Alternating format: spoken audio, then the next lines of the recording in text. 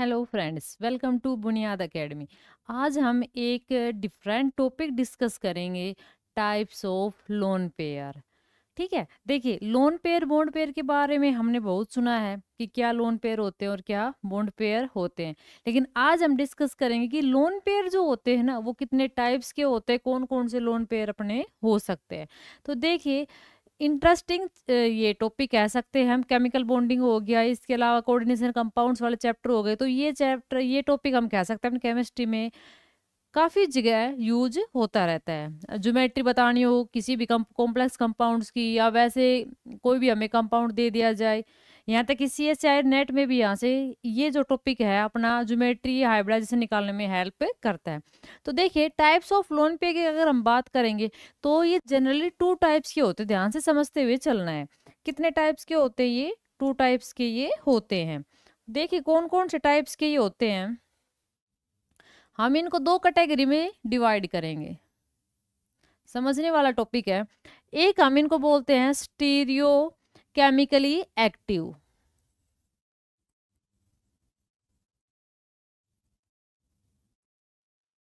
Active lone pair है तो lone pair को हम सीधा ऐसे डिनोट कर देते हैं। ठीक है, stereo chemical active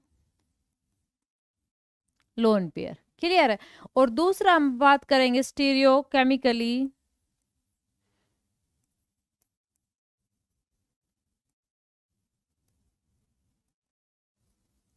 inactive. Means क्या समझ में आया? देखो हमारी तरह है लोन पेयर भी। क्या होते हैं, हम कभी एक्टिव कभी इनएक्टिव। तो लोन पेयर भी ऐसा ही बिहेव करते हैं, वुमेन जैसा ही बिहेव करते हैं, ऐसे बोल सकते हैं। एक्टिव होते हैं और इनएक्टिव भी कैटेगरी में ये आते हैं।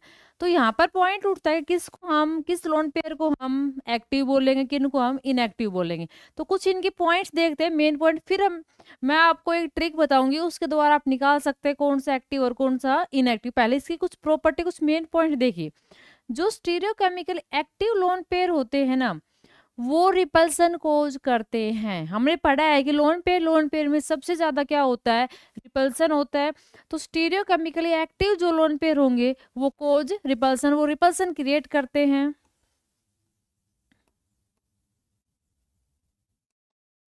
कोज रिपल्सन। जो स्टीरियोकेमिकल इनएक्टिव लोन पेयर जो होते हैं वो डज नॉट कोज रिपल्सन, वो रिपल्सन कोज नहीं करते। एक पॉइंट ये आता है मेन। दूसरे अगर इंपॉर्टेंट पॉइंट की अगर हम बात करेंगे तो ये जो लोन पेयर है ना, स्टीरियोकेमिकल एक्टिव जो लोन पेयर हैं, ये रिपल्सन कोज करते हैं और ये अपने हाइब्रिडाइजेशन में पार्टिसिपेट करते हैं, याद रखना।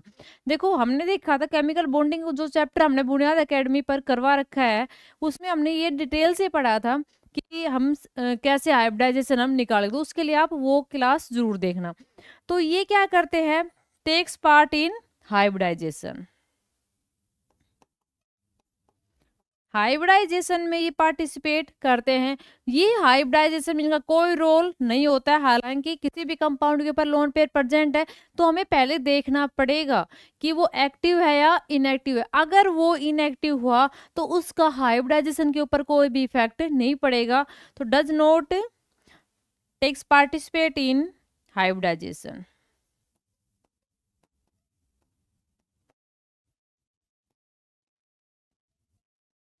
Participate in hybridisation. Main point तो इनके आ गई ये। अब बात उठती है कि हम कैसे पहचानेंगे कौन सा लोन पेयर एक्टिव है और कौन सा इनएक्टिव है। क्योंकि वहीं से देखो हमें ज्योमेट्री के लिए हमें हाइब्रिडाइजेशन पता होना चाहिए, और हाइब्रिडाइजेशन के लिए हमें ये पता होना चाहिए कि कौन सा हाइब्रिडाइजेशन पार्टिसिपेट करेगा और कौन सा नहीं करेगा। तो उसके लिए हमें ये देखना हो कौन सा एक्टिव और कौन सा इनएक्टिव है। तो इसकी मैं आपको एक ट्रिक बताती हूँ। ट्रिक से आप आसानी से पता कर पाओगे कि क्या कौन सा एक्टिव और कौन सा इनएक्टिव है। आई होप आपको ये इंपॉर्टेंट पॉइंट समझ में आए होंगे। तो हमारा अब अपना जो काम बचा है ना, वो सिर्फ ये बचा है कि एक्टिव इनएक्टिव का पता लगाना। अगर इनएक्टिव है तो हाइब्रिडाइजेशन में कोई रोल नहीं होगा, अगर वो एक्टिव है तो हाइब्रिडाइजेशन में उसका रोल होगा, वो हाइब्रिडाइजेशन पार्टिसिपेट करेगा ज्योमेट्री हेल्प निकालने में। ठीक है, तो देखिए अब मैं आपको एक ट्रिक बताने जा रही हूँ जिसकी हेल्प से आप ये कह सकते हो कि हम पहचान कर सकते हैं कि कौन सा अपना क्या है, एक्टिव है लोन पे और कौन सा इनएक्टिव है। तो देखिए समझने वाली बात ये है, तो मैं आपको एक टेबल बनवा देती हूँ। देखो सबसे पहले हमें ये हाइब्रिडाइजेशन में पता होना चाहिए। हाइब्रिडाइजेशन निकालने के हमें केमिकल बॉन्डिंग वाले चैप्टर में ध्यान से समझा था। सबसे पहले काम क्या होता है हाइब्रिडाइजेशन में, कि हम स्टेरिक नंबर निकाले, हाइब्रिड नंबर हम उसका निकाले। अगर हमें हाइब्रिड नंबर निकालना आता है तो हम आसानी से क्या बता सकते हैं, उसकी हाइब्रिडाइजेशन हम बता सकते हैं। तो सबसे पहले हम स्टेरिक नंबर निकालेंगे। तो कोई भी अगर हमें कंपाउंड गिवन है, हाइब्रिडाइजेशन निकालने, ज्योमेट्री बतानी है, लोन पेयर चेक करना है एक्टिव इनएक्टिव, तो सबसे पहला काम क्या रहेगा, स्टेरिक नंबर निकालने का। और वो कैसे निकालते हैं उसके लिए आपको मैं ये सजेस्ट करूंगी कि आप केमिकल बॉन्डिंग वाले चैप्टर में जाकर हाइब्रिडाइजेशन निकालने की, how to calculate hybridisation name से आपको एक क्लास मिलेगी, वो आपको जरूर देखनी है। वहाँ हमने बेसिक टू एडवांस आपको समझाया कि हाइब्रिडाइजेशन हम कैसे कैसे निकाल सकते हैं विद एग्जांपल। तो यहाँ हम सीधा देख रहे हैं, हम पहले निकालेंगे स्टेरिक नंबर। हम कैलकुलेट क्या करेंगे, स्टेरिक नंबर हम कैलकुलेट करेंगे। अगर वो स्टेरिक नंबर अपना 7 से ग्रेटर आ जाता है, क्या बोल रही हूँ मैं, ध्यान से सुनना। स्टेरिक नंबर हमें निकालना है। वो हमें पता है कि आउटर मोस्ट सेल के इलेक्ट्रॉन, वैलेंस सेल के जो इलेक्ट्रॉन होते हैं प्लस सराउंडिंग में जितने मोनोवैलेंट है एटम, उनको ऐड करके चार्ज माइनस है तो क्या कर देंगे, ऐड पॉजिटिव चार्ज तो माइनस कर देंगे। और डिवाइड करते हैं हम 2 से। डिटेल से करवाया है हाइब्रिडाइजेशन वाले टॉपिक पे, करवाए क्लास में, करवाया है केमिकल बॉन्डिंग वाले चैप्टर में, तो उसको वहां से देखना। तो स्टेरिक नंबर हम कैलकुलेट करेंगे। अगर वो स्टेरिक नंबर अपना किससे बड़ा आ गया, 7 से बड़ा आ जाए, या हो सकता है वो स्टेरिक नंबर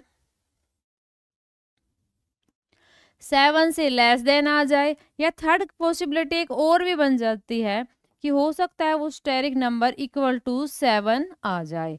तो इस कंडीशन में हमें करना क्या है, तो ध्यान से समझना। अगर स्टेरिक नंबर कभी भी 7 से बड़ा आ जाता है तो हम कहेंगे कि वो जो लोन पेयर है ना, वो लोन पेयर इनएक्टिव है। क्या है वो लोन पेयर, इनएक्टिव है, याद रखना। अगर 7 से छोटा आ रहा है वो नंबर, अपना स्टेरिक नंबर, हाइब्रिड नंबर हम जिसको बोलते हैं, तो हम क्या कहेंगे, जो अपना लोन पेयर है वो एक्टिव है। ट्रिक आई समझ में। दूसरी बात, अगर वो 7 आ जाता है तो वहां दोनों पॉसिबिलिटी हो सकती है, may be active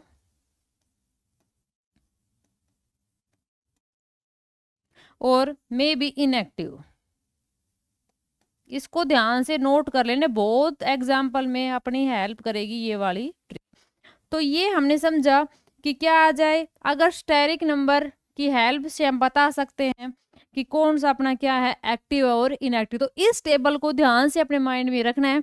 steric number निकालना है, एग्जाम्पल भी करवाऊंगी। अगर वो ग्रेटर देन 7 आता है तो कहेंगे हम वो लोन पेयर इनएक्टिव है।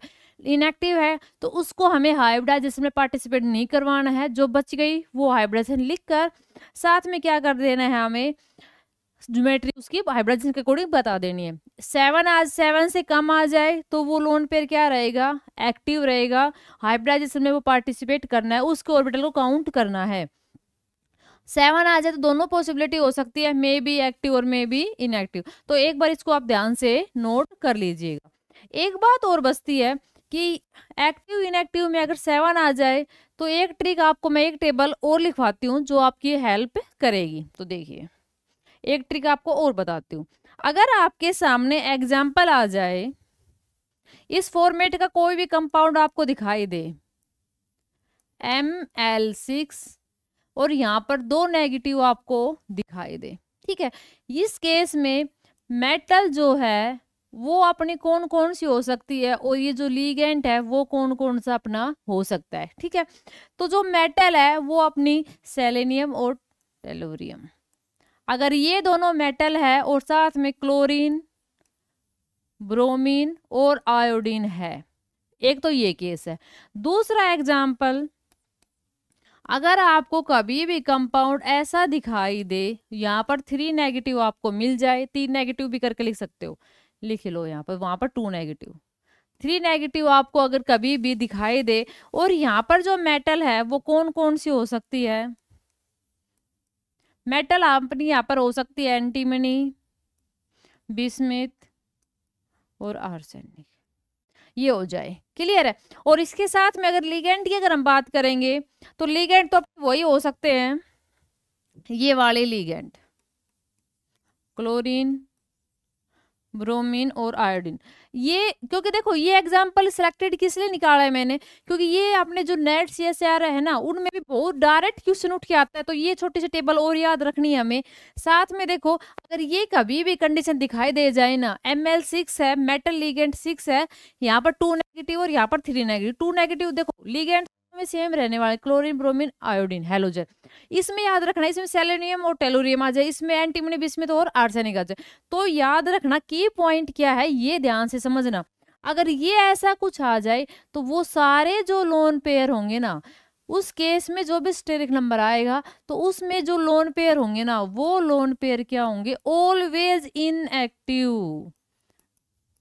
क्या होंगे, ऑलवेज इनएक्टिव, अपने वो लोन पेयर रहेंगे। तो ये बात इस केस में याद रखना। जैसे एग्जांपल अपना कुछ भी बना सकते हो यहाँ पर, जैसे मैंने उठा लिया, ये उठा लिया TeCl6 और इसके ऊपर मैंने लगा दिया 2 नेगेटिव लगा दिया, यहाँ से बिस्मिथ Br6 3 नेगेटिव लगा दे, कोई भी एग्जांपल। अब ये आ जाएगा अपने सामने और इसकी अगर ज्योमेट्री पूछेगा तो हमें लोन पेयर का तो पता होना चाहिए ना कि वो एक्टिव है या इनएक्टिव है, तो हम इसका निकाल के देखेंगे और उस हिसाब से हम इसको कर देंगे। जैसे मैं इसी का एग्जाम्पल आपके सामने एक बार रखती हूँ, एक बार इसको इसी के एग्जाम्पल को आप समझना।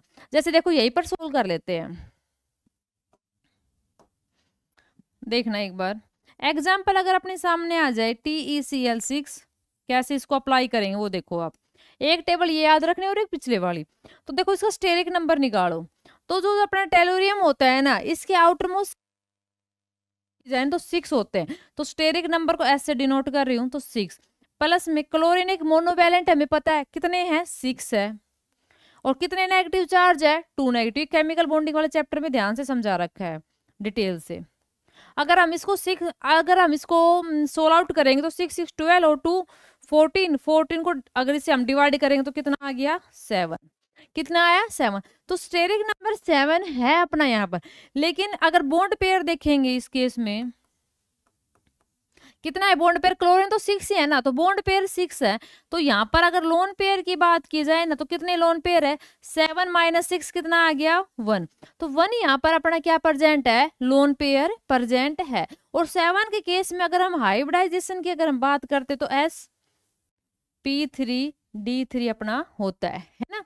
तो इस केस में 1 लोन पेयर। अब हमें ये देखना है कि ये जो लोन पेयर है ना, ये एक्टिव है या इनएक्टिव है। तो देखिए ये एग्जांपल कौन सा है, इसमें इस कैटेगरी में आ रहा है कौन सी में, टेलुरियम, क्लोरीन 6 और 2 नेगेटिव। हमें पता है इस केस में अगर कोई भी लोन पेयर आ जाए तो वो कैसा होता है, इनएक्टिव होता है। मीन्स ये जो लोन पेयर होगा ना इस केस में, ये कैसा होगा, इनएक्टिव होगा। कैसा होगा, ये इनएक्टिव होगा। और इनएक्टिव है तो हमें पता है ये हाइब्रिडाइजेशन पार्टिसिपेट नहीं करेगा। अब यहाँ से ध्यान से समझना, हाइब्रिडाइजेशन में पार्टिसिपेट नहीं करेगा मीन्स देखो जो इनएक्टिव लोन पेयर होते ना, वो किस लिए रिपल्सन कोज नहीं करते, किस लिए हाइब्रिडेशन पार्टिसिपेट नहीं करते, क्योंकि देखो सेंट्रल मेटल एटम होता है और इसके सराउंडिंग में ऑर्बिटल्स होते हैं और इन ऑर्बिटल्स में वो इलेक्ट्रॉन प्रेजेंट है। तो जो बाहर की साइड, जो आउटर मोस्ट सेल में जो बाहर की साइड ज्यादा प्रेजेंट होंगे ना, वो रिपल्सन कोज करते हैं।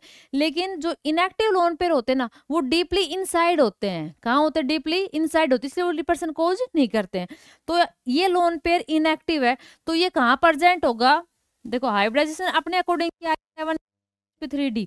हम इस S को कैंसिल कर देंगे। क्यों कर देंगे, ध्यान से समझना, क्योंकि इसमें डीपली इनसाइड क्या है, पहले तो S ऑर्बिटल होता है, फिर P होता है, फिर D होता है। डीपली इनसाइड ऑर्बिटल कौन सा, S। तो S में वो इनएक्टिव लोन पेयर प्रेजेंट है, वो हमें इनएक्टिव है वो लोन पेयर। अगर एक्टिव होता है ना तो यही हाइब्रिडाइजेशन रहती है, इसके अकॉर्डिंग अपनी आ जाती है। जैसे स्क्वायर प्रिज्मेटिक कोई सी भी आती है, एंटी स्क्वायर।